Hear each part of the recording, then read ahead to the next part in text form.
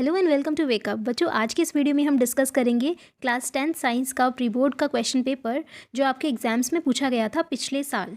ठीक है, ये इवनिंग शिफ्ट का क्वेश्चन पेपर है, तो अगर आप मॉर्निंग शिफ्ट का पेपर देखना चाहते हैं तो आप डिस्क्रिप्शन बॉक्स में जाके लिंक पे क्लिक करके उसे देख सकते हैं। ठीक है, तो बिना किसी देरी के चलिए शुरू करते हैं क्वेश्चन नंबर 1 से। So the question is which of the following has the single covalent bonds only. बच्चों, हमें ये बताना है कि इसमें से ऐसा कौन सा कंपाउंड है जो सिंगल कोवेलेंट बॉन्ड बनाता है। तो इसको समझने से पहले हमें इन सब के स्ट्रक्चर्स को देखना पड़ेगा।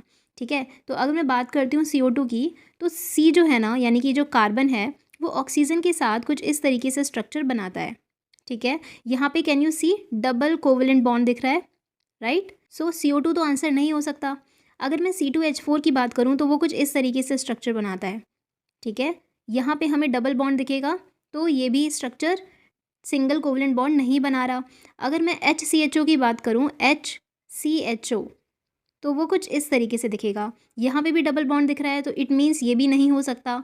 अगर मैं अमोनिया की बात करूँ, यानी कि NH3, तो वो कुछ इस तरीके से स्ट्रक्चर बनाता है। ठीक है, सो यहाँ पे हमें दिख रहा है कि सिंगल कोवेलेंट बॉन्ड्स ही प्रेजेंट है, सिर्फ सिंगल बॉन्ड्स प्रेजेंट है, तो इसीलिए इसका करेक्ट आंसर होगा ऑप्शन नंबर बी, NH3। सो अगर हमें ये समझना है कि कोवेलेंट बॉन्ड एक्चुअली में क्या होता है, तो बच्चों जो बॉन्ड शेयरिंग ऑफ इलेक्ट्रॉन से बने उसको हम बोलते हैं कोवेलेंट बॉन्ड। जैसे कि अगर मैं अमोनिया का इलेक्ट्रॉन डॉट स्ट्रक्चर बनाऊं, तो हमें ये पता होना चाहिए कि नाइट्रोजन जो है उसके पास आउटर मोस्ट में कितने इलेक्ट्रॉन्स होते हैं, 5 इलेक्ट्रॉन्स। तो ये 5 इलेक्ट्रॉन्स को कुछ इस तरीके से अरेंज करेगा। ठीक है, अब जो अमोनिया है उसमें 3 H होते हैं, यानी कि हाइड्रोजन। सो हम यहाँ पर हाइड्रोजन को अरेंज करेंगे, एंड वी नो हाइड्रोजन के आउटर मोस्ट में 1 इलेक्ट्रॉन प्रेजेंट होते हैं, तो इसके पास भी 1 होगा, इसके पास भी और इसके पास भी। ठीक है, अब नाइट्रोजन जो है उसको अपनी आउटर मोस्ट को पूरा करने के लिए 3 इलेक्ट्रॉन्स की और ज़रूरत है, क्योंकि 5 तो उसके पास है। 3 इलेक्ट्रॉन्स अगर उसको और मिल जाएंगे तो टोटल इलेक्ट्रॉन्स कितने हो जाएंगे, 8। इट मीन्स उसकी जो ऑक्टेट है वो कंप्लीट हो जाएगी। तो नाइट्रोजन क्या करेगा, एक एक इलेक्ट्रॉन इन तीनों हाइड्रोजन से ले लेगा। अब जो हाइड्रोजन है उसको भी एक इलेक्ट्रॉन की ज़रूरत होती है अपनी आउटर मोस्ट को पूरा करने के लिए, तो हाइड्रोजन जो है वो नाइट्रोजन से एक एक इलेक्ट्रॉन ले लेगा। ठीक है, सो यहाँ पे हम देख सकते हैं कि 1 2 3 कोवेलेंट बॉन्ड्स यहाँ पे बने हैं। Okay, so this is the structure of ammonia. Next question है Y and X for the following chemical equation will be respectively. हमें एक रिएक्शन दे रखी है, हमें बताना है X और Y की वैल्यू को। ठीक है, तो चलो इसकी बैलेंसिंग शुरू करते हैं। तो देखो यहाँ पे जो कैल्शियम के एटम्स है वो 3 है। ठीक है, बट यहाँ पर कैल्शियम हमें सिर्फ 1 दिख रहा है। इट मीन्स हमें यहाँ पे मल्टीप्लाई करना पड़ेगा 3 से। अब कैल्शियम यहाँ पे 3 हो गए, राइट। सो X की वैल्यू क्या हो गई, 3। ठीक है, अगर मैं यहाँ पर देखूँ तो यहाँ पे भी X लिखा हुआ है, तो यहाँ पे भी क्या लिखना पड़ेगा, 3। नाउ यहाँ पे 3 लगाने से हाइड्रोजन के एटम कितने हो गए, 6, क्योंकि 3 2 6 होता है।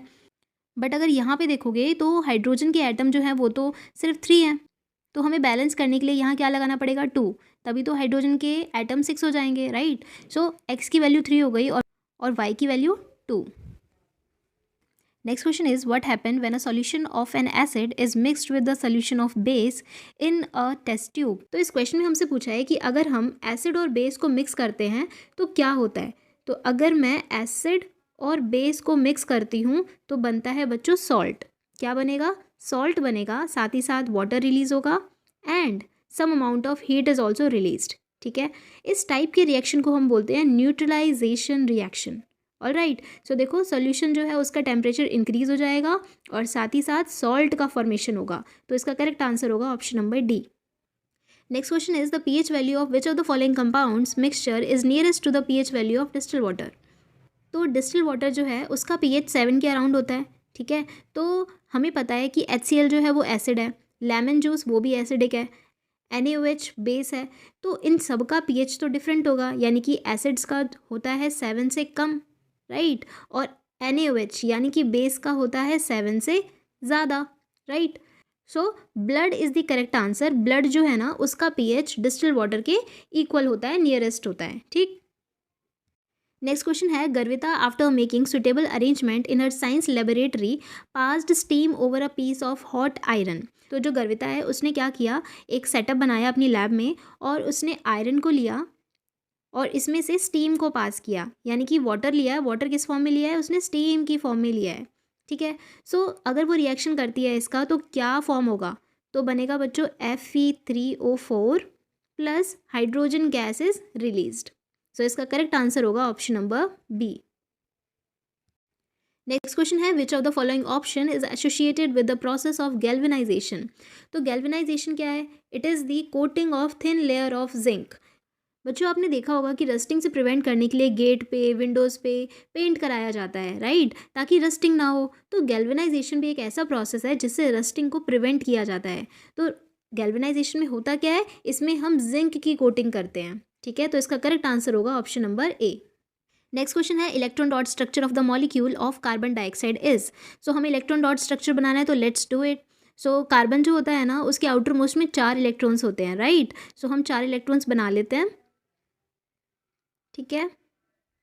ये हमने 4 इलेक्ट्रॉन्स बनाए, और जो ऑक्सीजन है उसके पास आउटर मोस्ट में कितने होते हैं, 6 इलेक्ट्रॉन्स होते हैं।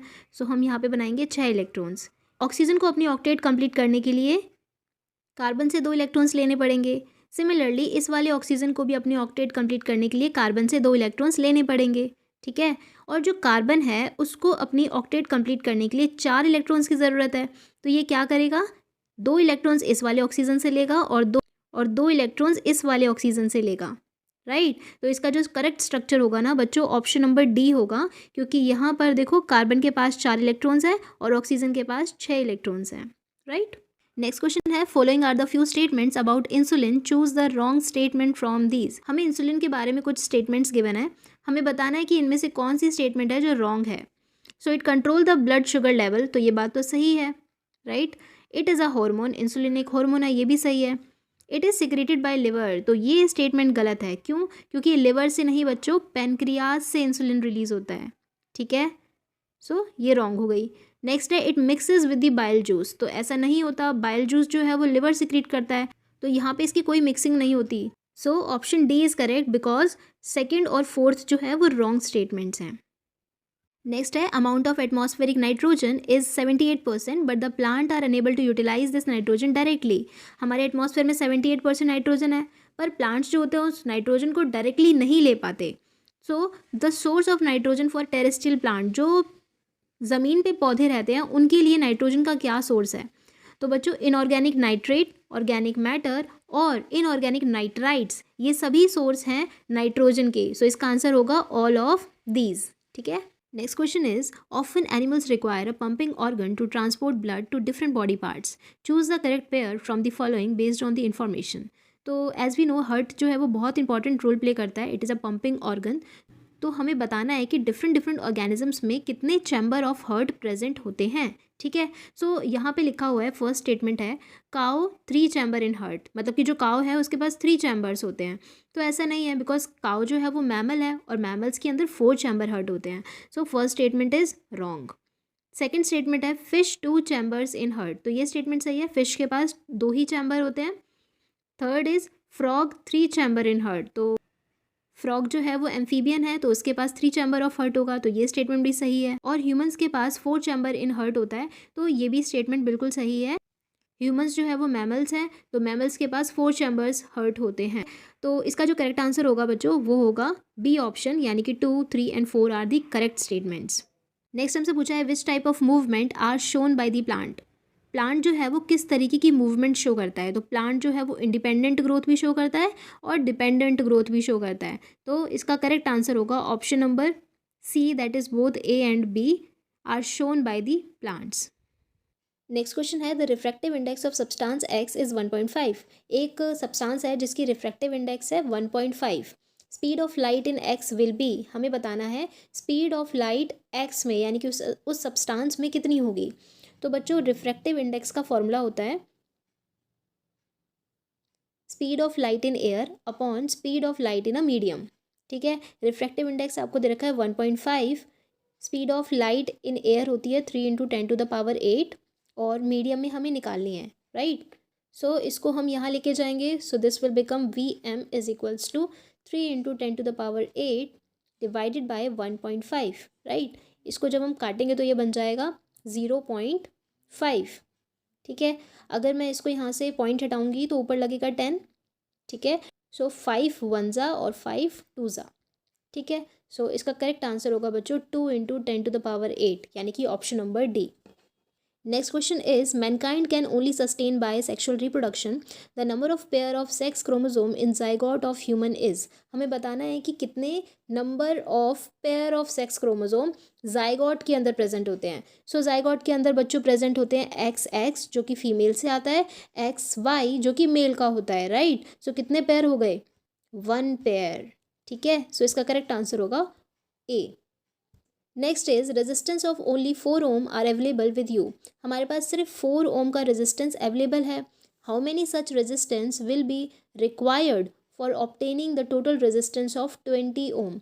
अगर हमें 20 ओम का टोटल रेजिस्टेंस बनाना है तो 4 ओम के कितने रेजिस्टेंस आपको चाहिए होगी, ठीक है। तो अगर मुझे 20 ओम बनाना है तो एटलीस्ट मुझे 5 रेजिस्टेंस तो चाहिए होंगे 5 ओम के, ताकि इनका जो सम है वो कितना हो जाए 20 ओम, ठीक है। सो इसका करेक्ट आंसर होगा option number B.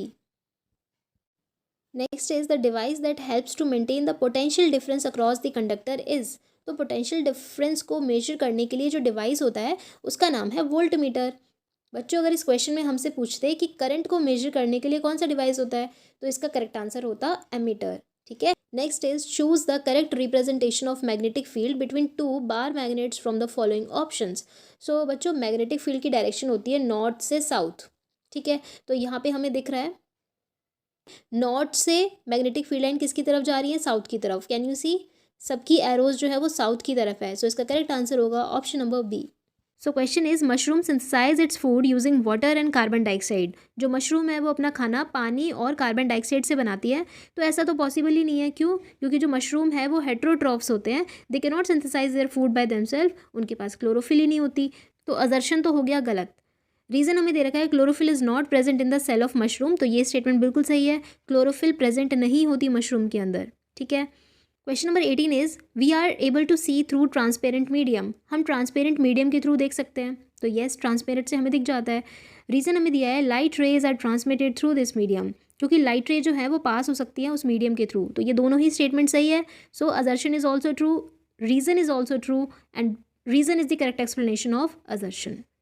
Next question is water from the dug wells form lesser lather with soap. यानी कि साबुन से कम झाग बनती है ऐसा बोला जाता है। तो ज़्यादा लेदर कब फॉर्म होती है, जब हम डिटर्जेंट का यूज़ करते हैं, ठीक है। तो ए ऑप्शन जो है वो बिल्कुल सही स्टेटमेंट है। रीज़न दे रखा है water of the dug well contain large amount of salts of magnesium and calcium.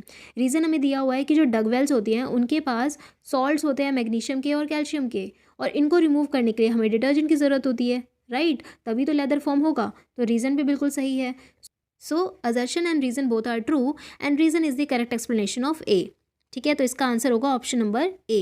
Question number 20 में हमसे बोला है during the process of urine formation in human water is selectively reabsorb.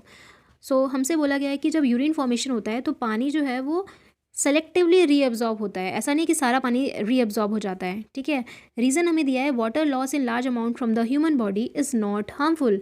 अगर ज़्यादा से ज़्यादा पानी ह्यूमन बॉडी से बाहर निकल जाता है तो वो चिंता की बात नहीं है, उससे कोई हार्म नहीं होगा। So this statement is wrong. अगर पानी ज़्यादा लॉस होगा तो डिहाइड्रेशन हो जाएगा, राइट। तो रीज़न तो बिल्कुल गलत है। असर्शन जो है वो बिल्कुल सही है, सेलेक्टिवली पानी जो होता है वो रीअब्जॉर्ब किया जाता है, ठीक है। तो इसका करेक्ट आंसर होगा ऑप्शन नंबर सी, यानी कि assertion is true but reason is false. So this is all for today. आगे आने वाली वीडियोस में हम सेक्शन बी को कवर करेंगे। अगर आपको ये वीडियो पसंद आई है so please do like share and subscribe. Thank you so much for watching.